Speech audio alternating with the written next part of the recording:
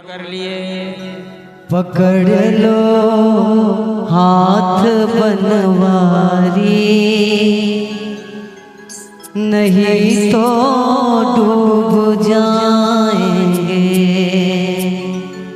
पकड़ लो हाथ बनवारी, नहीं तो डूब जाएंगे। पकड़ लो हाथ बनवारी, नहीं तो डूब जाएंगे। हमारा कुछ ना बिगड़ेगा, हमारा कुछ ना बिगड़ेगा। तुम्हारी लाज जाएगी। पकड़ लो हाथ गिरधारी, नहीं तो डूब जाएंगे।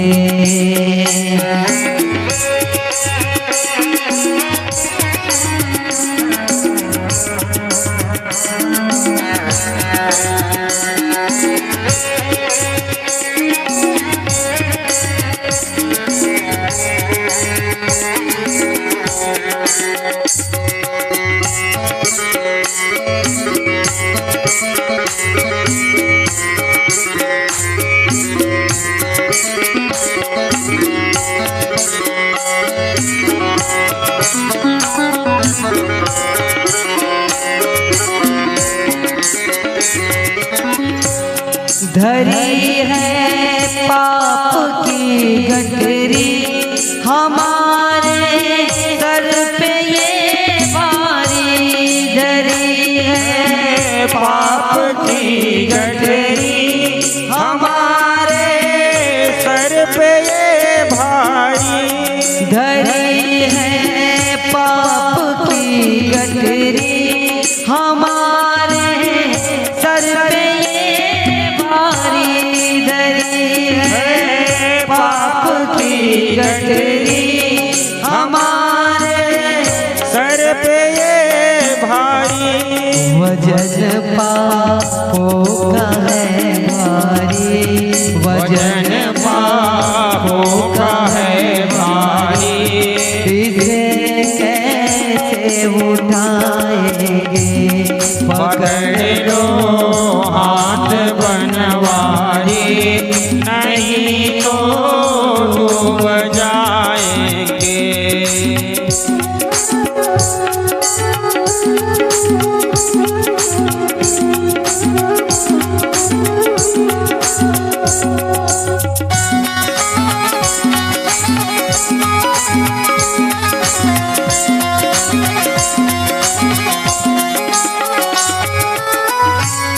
फंसी है भंवर में नैया, प्रभु अब डूब जाएगी। फंसी है भंवर में नैया, प्रभु अब डूब जाएंगे।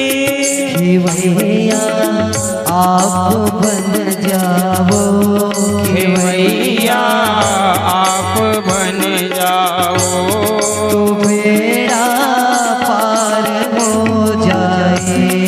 पकड़ लो हाथ बनवारी, नहीं तो डूब जाएंगे। हमारा कुछ ना बिगड़ेगा, हमारा कुछ ना बिगड़ेगा।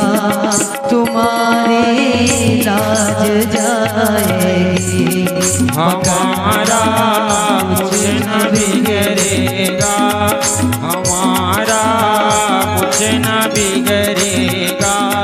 तुम्हारी लाज जाएगी।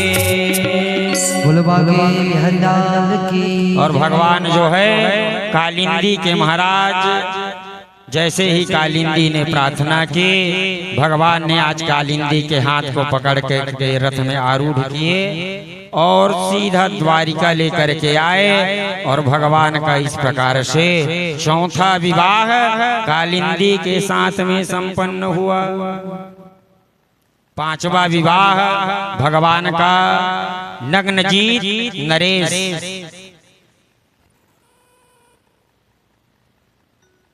नग्नजीती के साथ में संपन्न हुआ। भगवान नग्नजीत नरेश जो है शर्त रखे थे, एक साथ यदि कोई ये 7 बैल को नाथ दे उसके साथ मैं अपनी कन्या का वर्ण करूंगा। बड़े बड़े राजा आए, महाराजा आए, सभी ने प्रयास किया, प्रयत्न किया, लेकिन कोई महाराज सफल नहीं हुए। भगवान आज यहाँ 7 रूप धारण किए और 7 रूप धारण करके उस बैल को नाथ करके और नग्नजीती को लेकर के भगवान जो है द्वारिका में आए और नग्नजीती के साथ में भी भगवान का ये 5वां विवाह संपन्न हुआ। 6वां विवाह भगवान का लक्ष्मणा के साथ में हुआ।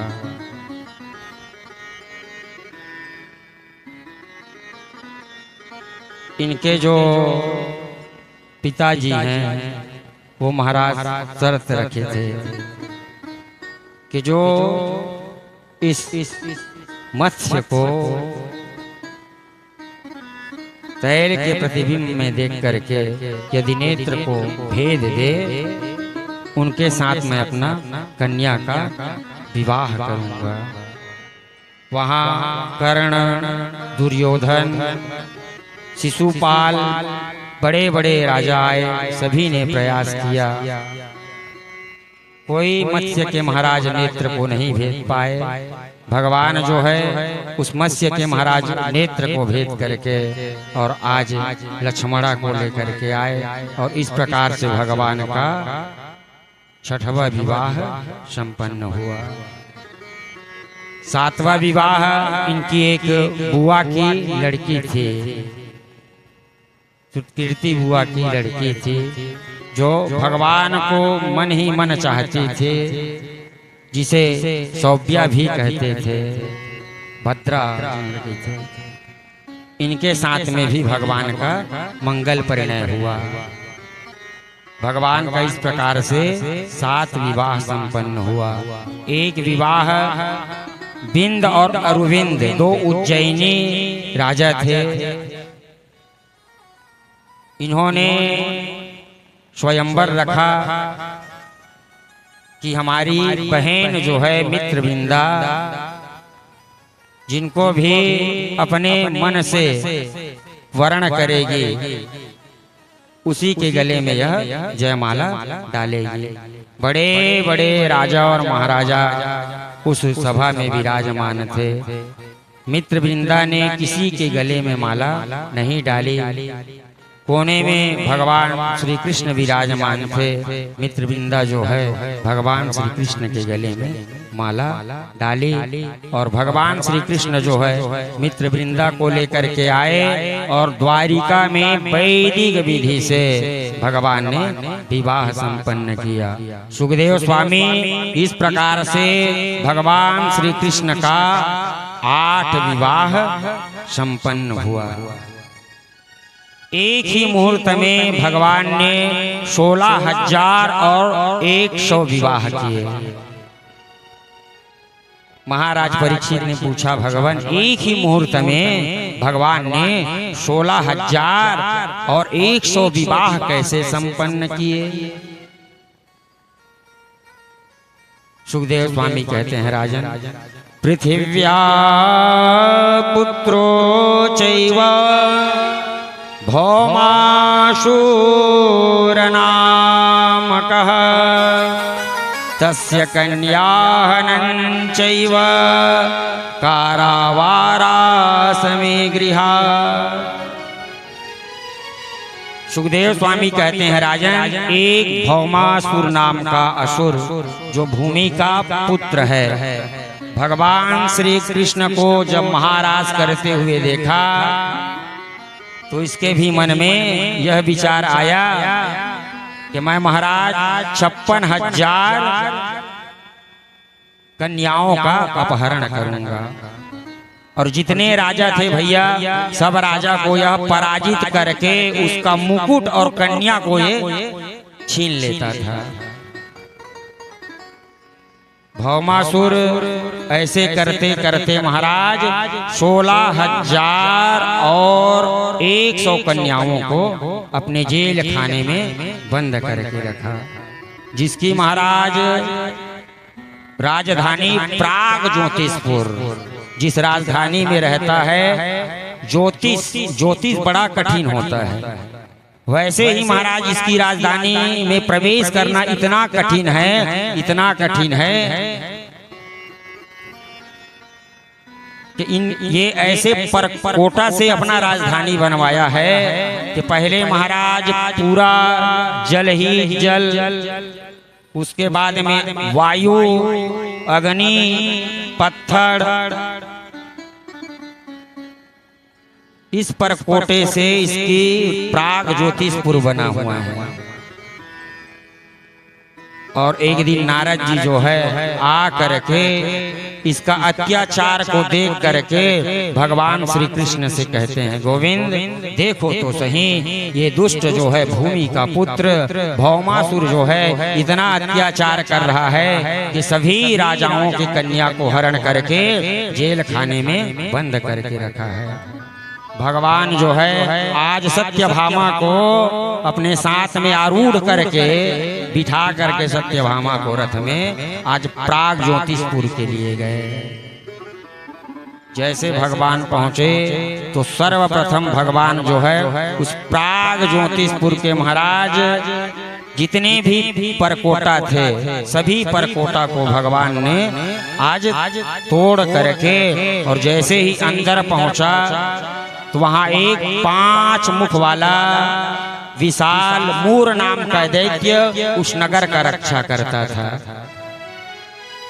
भगवान को देख करके मूर नाम के दैत्य जो है भगवान के ऊपर जैसे ही झपट्टा मारा, भगवान ने इस मूर दैत्य के मुख में महाराज 5 बाण मारा और अंत में मूर के गले को भगवान ने चक्र से वितीर्ण किया।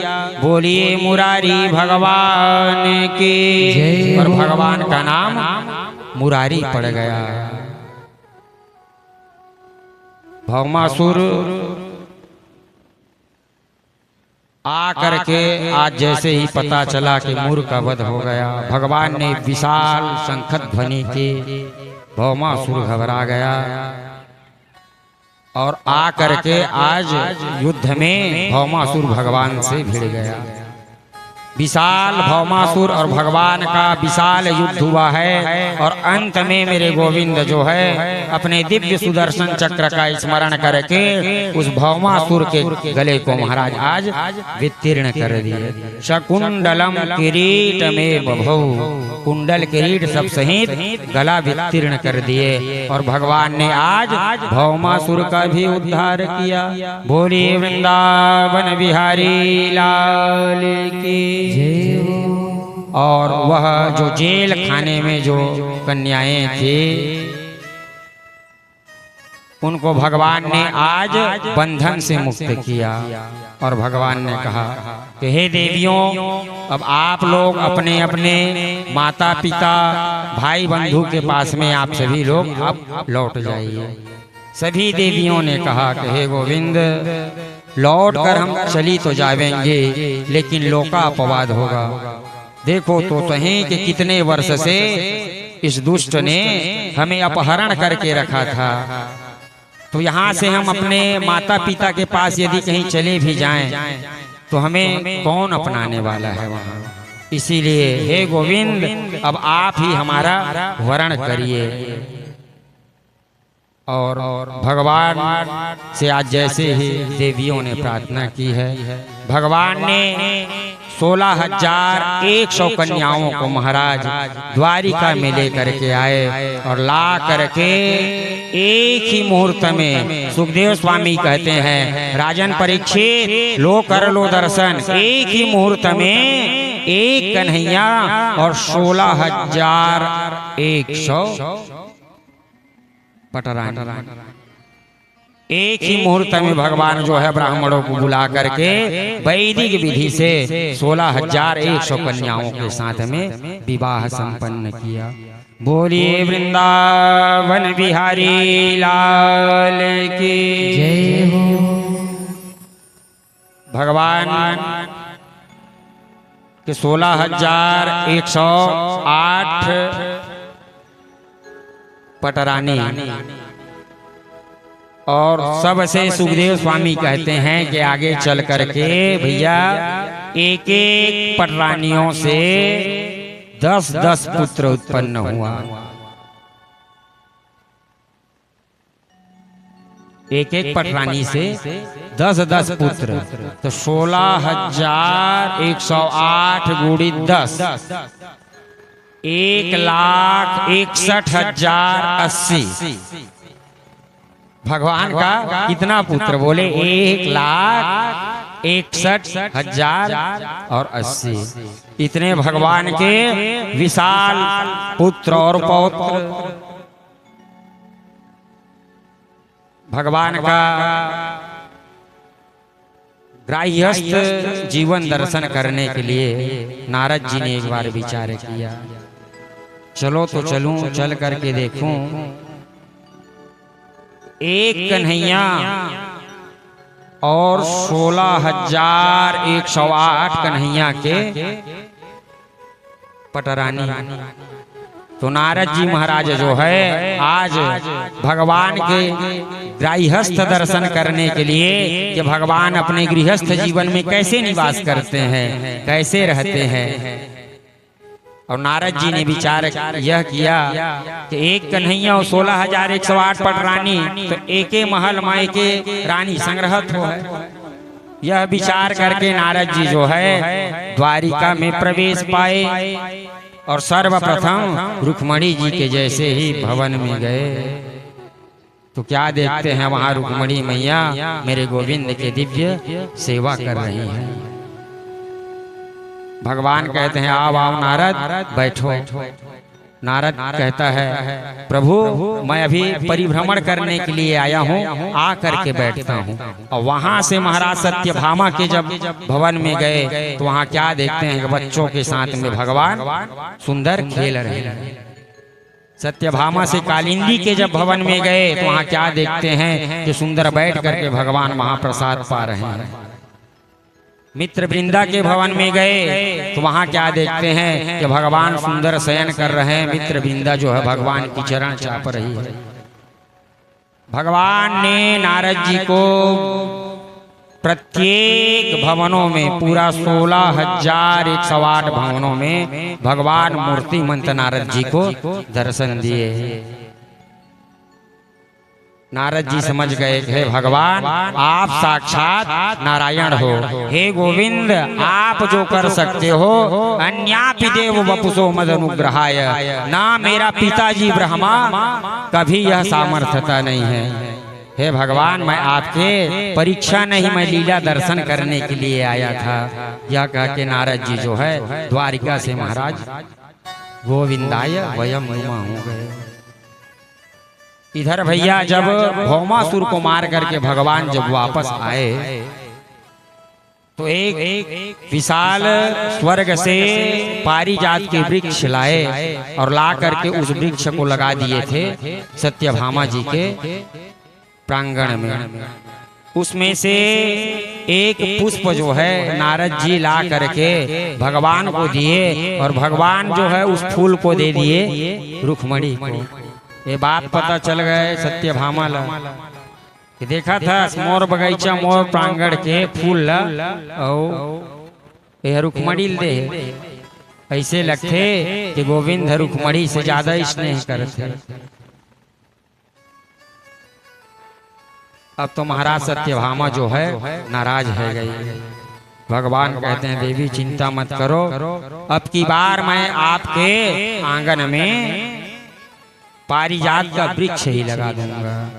और भगवान जो है स्वर्ग गए। वहां इंद्र से महाराज विशाल युद्ध भी हुआ और भगवान जो है इंद्र को परास्त करके पारिजात वृक्ष ला करके आज सत्यभामा के आंगन में लगाया। इस प्रकार से भगवान जो है गृहस्थ में महाराज बड़ा आनंद के साथ निवास कर रहे हैं। एक दिन मेरे गोविंद जो है रुक्मणी से परिहास कर दिए, देवी देखो तो सही आपका संबंध जो है कहाँ चेरी देश के राजा शिशुपाल के साथ में संपन्न होने वाला था, और हम दुष्ट जरासंध के भय के कारण समुद्र में आकर के घुसे हैं। आपने हमारा वर्ण क्यों किया? शिशुपाल राजा था, आप शिशुपाल राजा का वर्ण क्यों नहीं किए हो? देवी मैं आपका लायक नहीं हूँ। जैसे ही रुक्मणी सुनी और मूर्छित है करके महाराज धरती पर गिर पड़ी। भगवान ने आज व्यजन करते हुए और रुक्मणी को दो हाथों से संभाला और भगवान कहते हैं देवी आप नाराज मत होइए, क्योंकि अयं ही परमो लाभः गृहेषु गृह में दिना। हे देवी गृहस्थियों का यही परम लाभ है कि आपस में हास और परिहास करते हुए अपना जीवन व्यतीत करे।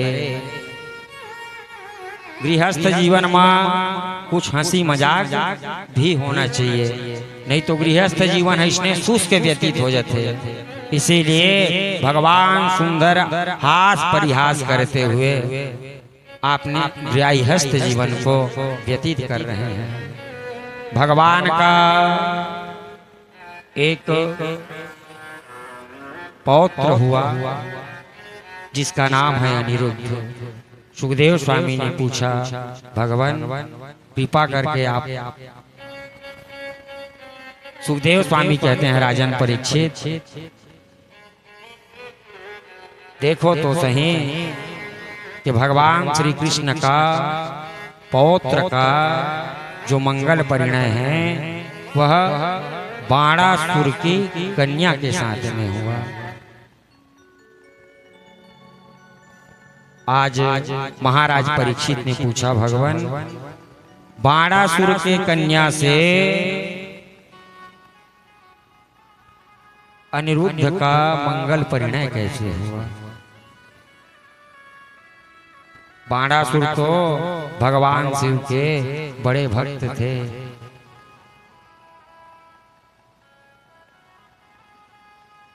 और इनका संबंध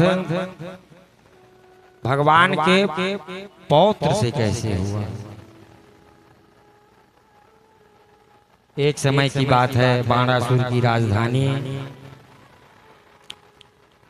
सोनितपुर जहां बाणासुर राज्य करता है, भगवान शिव को बाणासुर जो है प्रसन्न किया और प्रसन्न करके भैया भगवान शिव से उसने 1000 भुजा प्राप्त किए।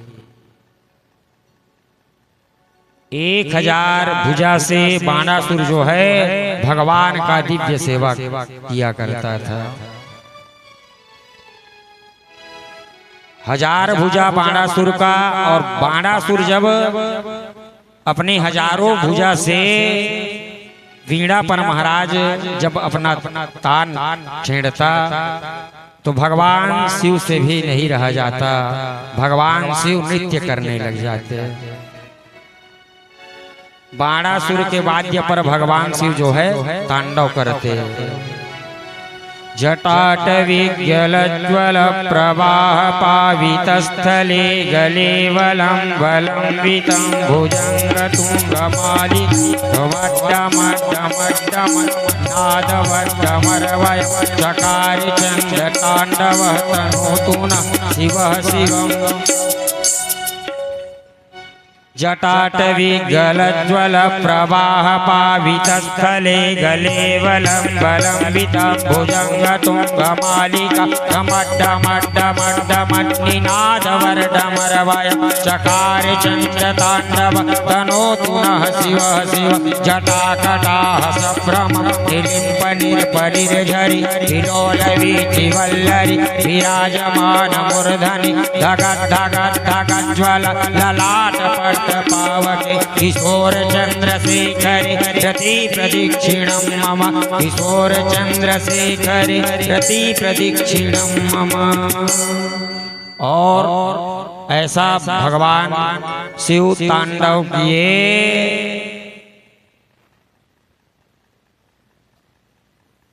और नृत्य करके भगवान शिव जो है प्रसन्न है गए। बाणासुर से कहता है, बाणासुर तुमने मुझे प्रसन्न कर दिया, वरम द्रोही वरदान मांग लो। बाणासुर कहता है, भगवान आप मेरे नगर के रक्षक बन जाने। भगवान शिव कहता है ठीक है भैया। और भगवान शिव जो है बाणासुर के नगर के रक्षक बन गए। एक दिन 1000 भुजा में बाणासुर की महाराज खुजली मची। जब खुजली मची तो बाणासुर जो है जा करके बड़े बड़े दिग्गज पहाड़ों को ही महाराज फेंकने लग गया। देवताओं को ललकारा। देवता लोग 1000 भुजा देख करके सब 9 2 11। बाणासुर जिससे लड़ना चाहता, बाणासुर को देख करके महाराज सब 9 2 11 हो जाते। बाणासुर आकर के भगवान शिव से कहता है, हे भगवान भोलेनाथ 1000 भुजा आपने ही मुझे प्रदान की है और मेरे ये 1000 भुजा में खुजली मच रही है, इसीलिए आपकी और हमारी 2 हाथ हो जावे। भगवान शिव कैसे हो देखा था 1000 भुजा तक मोरे मेरे लिए पालिस और मोरे संग लड़ियों की कहत। भगवान शिव कहते हैं, देखो भाई बाणासुर तुम मेरे बड़े भक्त हो, भगवान और भक्त की लड़ाई उचित नहीं है, लोका अपवाद होगा, इसीलिए मैं तुम्हारे साथ भैया लड़ नहीं सकता हूँ। हाँ, और ज्यादा यदि कहीं खुजली मची है तो चिंता मत करो, मैं तुम्हें ये ध्वजा दे देता हूँ। इस ध्वजा को तुम अपने नगर के बाहर लगा दो। जिस दिन यह ध्वजा गिर जाएगा समझ जाना तुम्हारे 1000 भुजा की खुजली जो है मिट जाएगी। कालांतर में समय आने पर उस ध्वजा को बाणासुर जो है अपने नगर के महाराज बाहर लगा दिए और समय आने पर कालांतर में एक दिन बाणासुर की जो पुत्री है द्वादशी रात में एक स्वप्न देखी कि एक पुरुष जो है उसके साथ में आश्लेष कर रही है। अब तो वह देवी जो है सोई सोई बाणासुर की पुत्री उषा जो है कहने लग गई, हा कांत हा कांत हा कांत। उसकी सखी थी चित्रलेखा। वह कहती है, बहन अभी तो तुम्हारा विवाह नहीं हुआ है और तुम हा कांत हा कांत हा कांत किसे पुकार रही हो?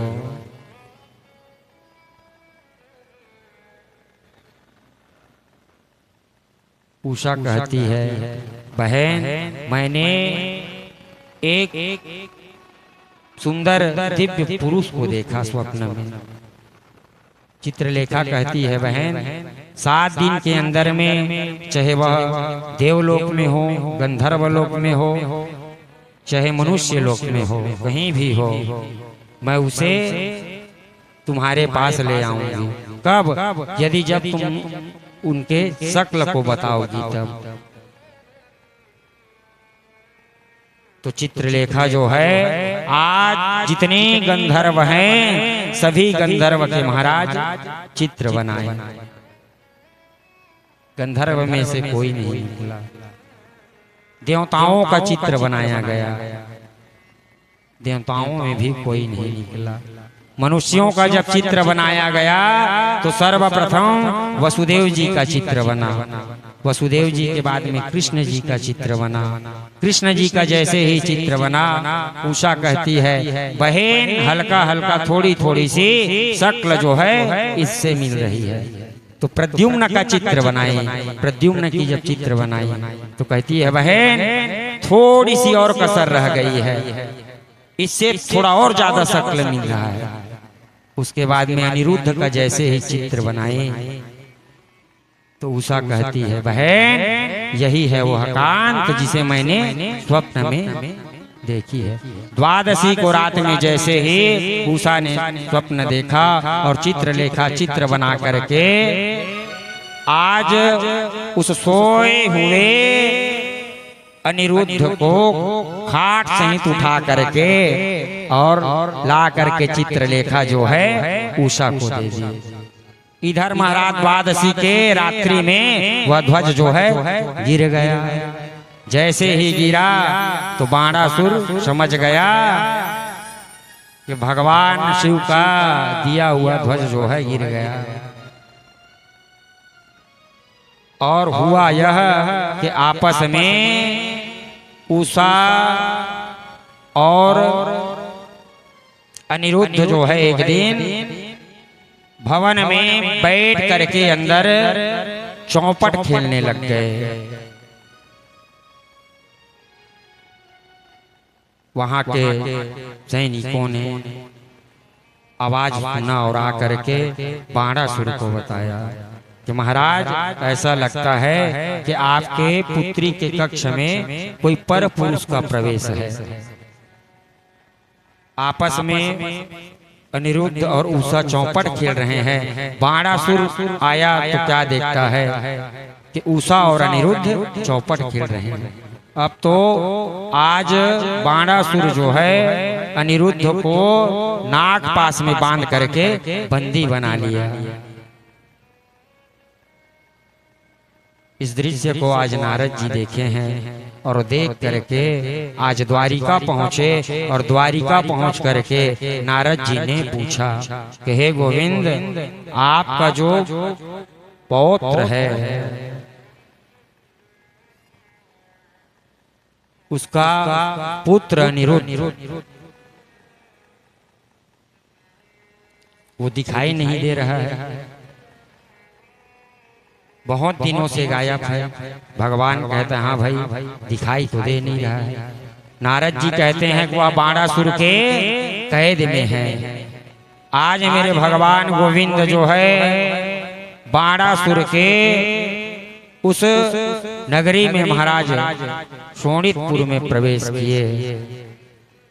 और जैसे ही भगवान जब प्रवेश करना चाहे तो द्वार के रक्षक भगवान शंकर हैं। अब तो आपस में भगवान शिव और भगवान कृष्ण का युद्ध आरंभ हो गया।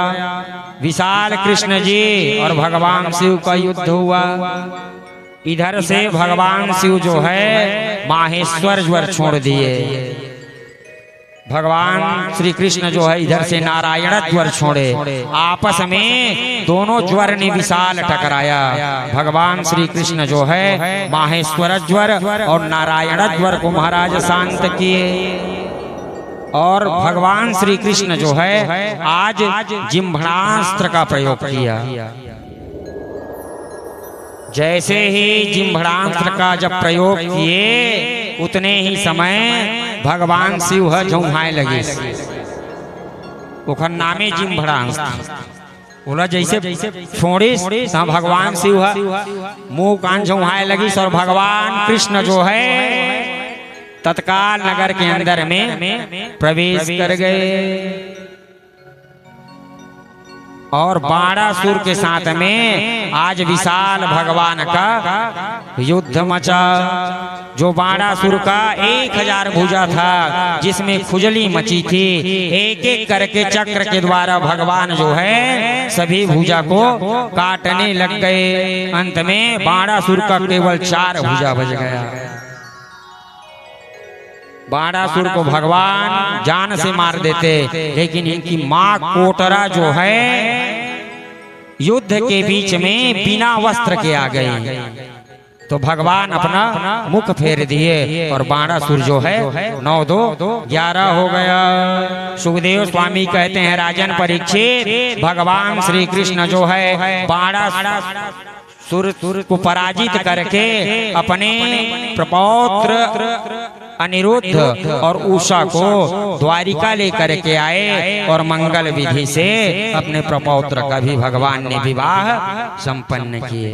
बोलिए वृंदावन बिहारी लाल की जय हो।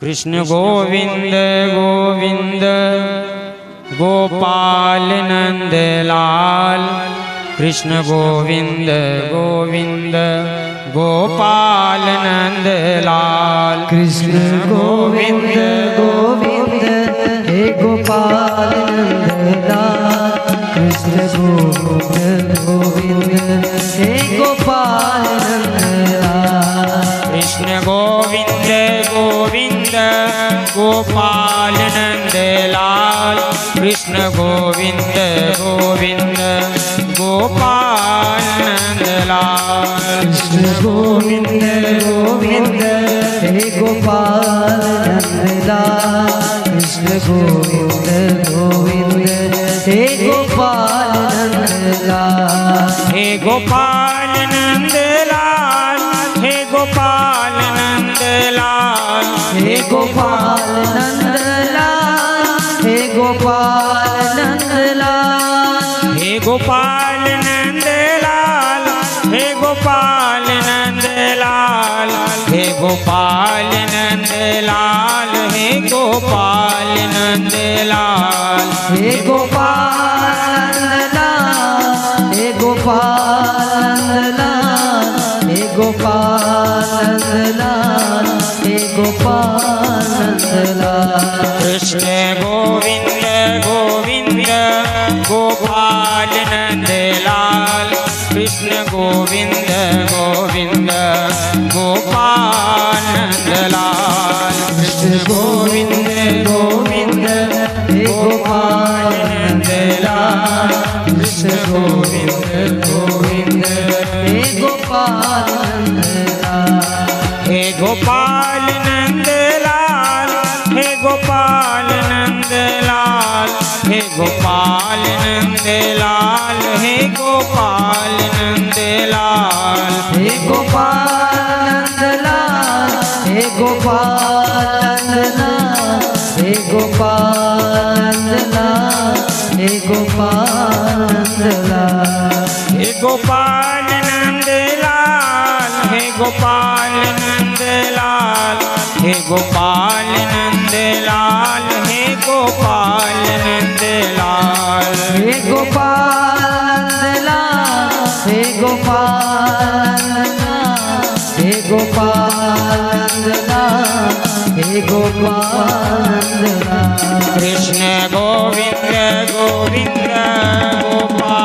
नंद लाल, कृष्ण गोविंद गोविंद गोपाल नंद लाल, कृष्ण गोविंद गोविंद गोपाल नंद लाल, कृष्ण गोविंद गोविंद हे गोपाल नंद लाल, कृष्ण गोविंद गोविंद हे गोपाल नंद लाल, कृष्ण गोविंद गोविंद गोपाल नंद लाल, कृष्ण गोविंद गोविंद गोपाल नंद लाल, कृष्ण गोविंद गोविंद हे गोपाल नंद लाल, कृष्ण गोविंद गोविंद हे गोपाल नंद लाल, बोलिए वृंदावन बिहारी लाल के जय हो। सुखदेव स्वामी कहते हैं राजन, भगवान श्री कृष्ण जो है अपने परिकर के साथ में सानंद निवास कर रहे हैं। कहाँ 16,108 पतरानी, 1,80,061 भगवान का पुत्र और पपौत्र, इनके मध्य में भगवान जो है दिव्य सानंद निवास कर रहे हैं। एक बार भगवान जो है अपने शांब प्रद्युम्न आदि पुत्रों को ले करके द्वारिका के एक उपवन में गए और भगवान जो है उस उपवन में जा करके एक वृक्ष के ओट में भगवान बैठ गए। बच्चे लोग भगवान के क्रीड़ा करने लग गए। खेलते खेलते बच्चे लोग जो है दूर में एक विशाल सूखी कुआं थी, वहां पहुंच गए तो क्या देखते हैं कि उस कुआं में एक मरा हुआ विशाल गिरगिट पड़ा है। बच्चों ने निकालने का प्रयत्न किया लेकिन कोई सफल नहीं हुए।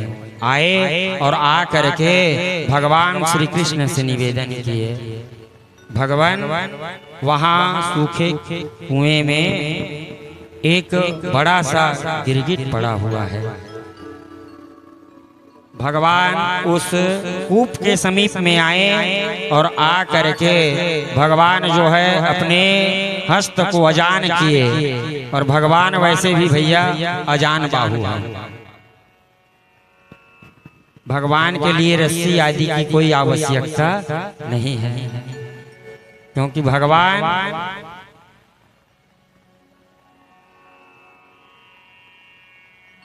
बिना पैर के भगवान चलने वाले हैं, बिना कान के भगवान सुनने वाले हैं।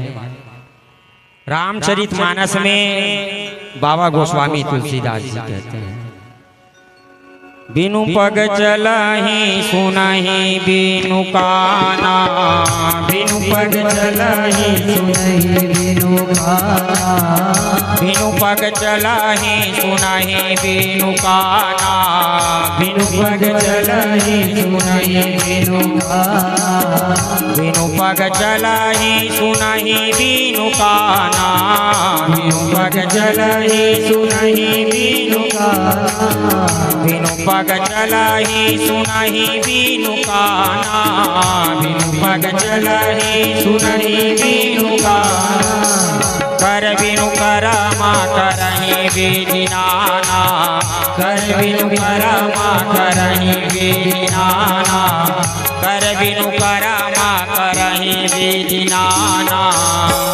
तो भगवान बिनु पग चलहि, बिना पैर के चलने वाले हैं। सुने ही बिनु काना, बिना कान के भगवान सुन लेते हैं और बिना हाथ के भी भगवान कर्म कर लेते हैं। कर बिनु कर्म करहि विधि नाना।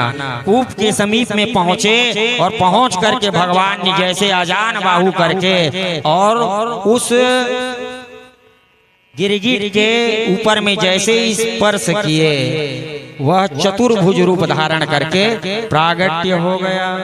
भगवान आज परिचय पूछा, अरे भैया तुम हो कौन, तुम्हारी ऐसी कैसी दशा हुई?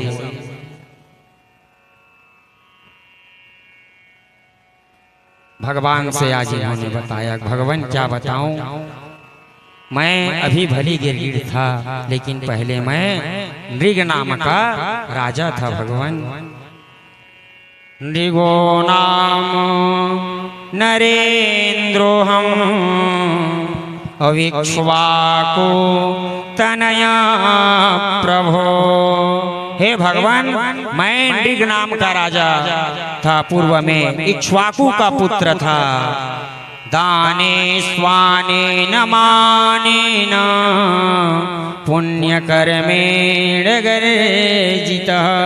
मैं बड़ा दानी था महाराज, मैं बड़ा पुण्यात्मा था और मैं महाराज अपने जीवन में बहुत गायों का दान किया, बहुत गाय दान की महाराज। मैंने इतनी गाय दान की कि महाराज पृथ्वी का कण गिना जा सकता है, लेकिन मेरे गाय की दान की संख्या नहीं गिनी जा सकती। आकाश में महाराज जितने तारे होते हैं, तारा गिना जा सकता है, लेकिन मैंने इतनी गाय की दान की कि मेरे गोप गिना नहीं जा सकता। यावत्य सिकता भूम्यौ यावत्य दिवितारकः और यावत्य वर्षधाराश्च ताम ततै गौवदानकम्। भगवान यावत्य सिक्ता भूम्यो, जितना भूमि में बालू है, यावत्य दिवितारकः, जितने आसमान में तारे हैं और एक साथ में जितने वर्षा करते हैं, इतनी गाय की मैंने दान की है। भगवान कहते जरूर तय गाय दान करे होवे, हो सकत है तो बूढ़ी ठूढ़ी गाय के दान करे होवे। कहते नहीं महाराज, मैंने ऐसी दिव्य गाय की दान की है कि जो महाराज बिल्कुल पयस्वनी और बिल्कुल तरुणी, महाराज पयस्वनी तरुणी हेमरूपा न्यायोर्जितारूप्य खुरा सवस्ता। महाराज बिल्कुल एकदम पयस्वनी, बहुत दूध देती थी महाराज वह गाय, और एकदम तरुणी महाराज, और उसके सींग में मैंने स्वर्ण और पैर में चांदी मढ़ करके ब्राह्मणों को दान किया। लेकिन एक अपराध हो गया। एक बार एक ब्राह्मण को मैंने बहुत सारे गाय दान किए और वह ब्राह्मण उस गाय को लेकर के चला गया, लेकिन धोखे से उस ब्राह्मण का गाय जो है आ करके मेरे गौशाला में पुनः सम्मिलित हो गया। दूसरे दिन फिर याचक आया तो फिर मैंने दान किया। और भैया कोई भी चाहे याचक आवे,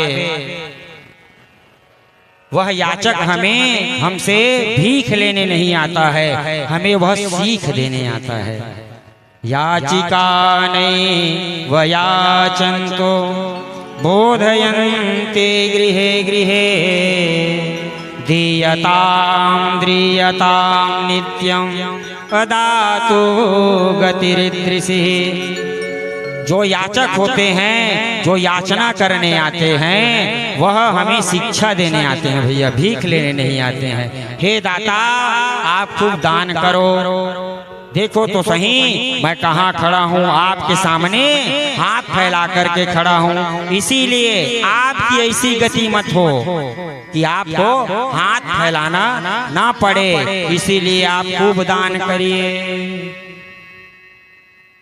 और दान यदि करना चाहिए भैया तो हमेशा सत्पात्र व्यक्ति को ही दान देना चाहिए। भगवान व्यास जी कहते हैं कि सत्पात्र दान च भवे धनाढ्यो धनाढ्य भावात् प्रकरोति पापम्। सत्पात्र दान च भवेत् धनाढ्यो धनाढ्य भावात् प्रकरोति पुण्यं पुण्य प्रभावं स्वर्गं प्रयान्ति पुनर्धनाढ्यं पुनरेव दाता। सतपात्र व्यक्ति को दिया हुआ दान जीव को धनाढ्य बनाता है भैया। और धनाढ्य भावात् प्रकरोति पुण्यम, हमारे पास में धन होगी तभी हमसे पुण्य बनेगा, धन होगा तभी धर्म होगा। पुण्य प्रभावं स्वर्गम प्रयान्ति, पुण्य के प्रभाव से जीव जो है स्वर्ग जाता है। और पुनर्धनाढ्यम पुनरेव दाता, और इस धरा में जब भी आता है भैया वह बड़ा धनवान होता है, बड़ा जमींदार होता है और बड़ा वह दाता होता है। और कहूँ अदत्त लदे पारे अदत्त दानात् भवते दलिद्रो और दलिद्र भावात् प्रकरोति पापं पापा प्रभावान् नरकं प्रयान्ति पुनरे दलिद्रं पुनरेव पापी। अदत्त व्यक्ति को, जो देने योग्य व्यक्ति नहीं है, ऐसे व्यक्ति को यदि कहीं हम दान दे दिए तो अदत्त दानात् भवते दलिद्रो, वह दान आपको दलिद्र बना सकता है। हो सकता है आपकी मुद्रा से वह महाराज कुछ ऐसे चीज खरीद ले कि दूसरा का महाराज वह प्राण घातक हो जाए। तो अदत्त दानात् भवते दलिद्रो, अदत्त व्यक्ति को दिया हुआ दान दलिद्र बनाता है। और दलिद्र भावात् प्रकरोति पापम, दलिद्र जब जीव हो जाता है तो भैया फिर उससे पुण्य नहीं बने, ओकर संग पाप ही होती। और पाप करबो तो नरक जाबो, पापा प्रभावम नरकम प्रयान्ते। और पुनर्दलिद्रम पुनरेव पापी, जितने बार जन्म होता है तब तब जीव दलिद्र होता है और पापी होता है। तो आज महाराज अम्बिक जो है ब्राह्मणों को खूब गाय की दान करी महाराज, लेकिन धोखा यह हो गया कि आज इन्होंने ब्राह्मण को जो गाय दान किया है वही गाय इनकी गौशाला में आकर के पुनः सम्मिलित हो गया। आज दूसरा याचक आए पुनः, एक ब्राह्मण